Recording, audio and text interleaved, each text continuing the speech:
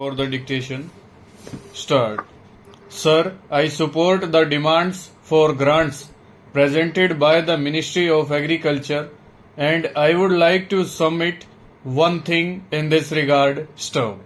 Our country is considered to be an agricultural country where about 70% of the total population is dependent on it, and it is also the main occupation of the people in rural areas. Stop.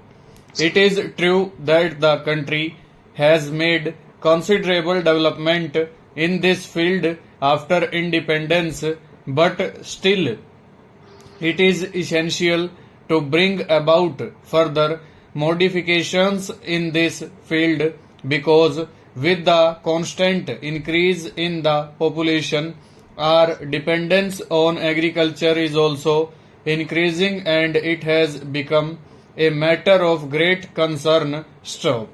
We have to find out a way to reduce this dependence. Stanza. About 2 years back, some states of our country like Gujarat, some parts of Andhra Pradesh and Rajasthan were hit by one of the most severe droughts after independence. Stop.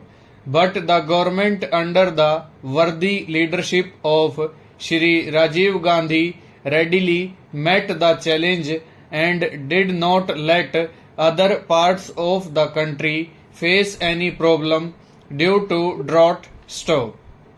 The ministry deserves to be congratulated for facing the challenge with all its might. Stop. Two types of methods are adopted for cultivation in our country. Stop. One is the intensive cultivation and the other is the extensive cultivation. Stop. The population is increasing at a tremendous speed, whereas the holdings are shrinking. Stop. So it has become essential to emphasize the need for extensive cultivation. Stop. What is needed is to raise the yield of per bigha of land. Stop. Agriculture depends on various other factors. Stop.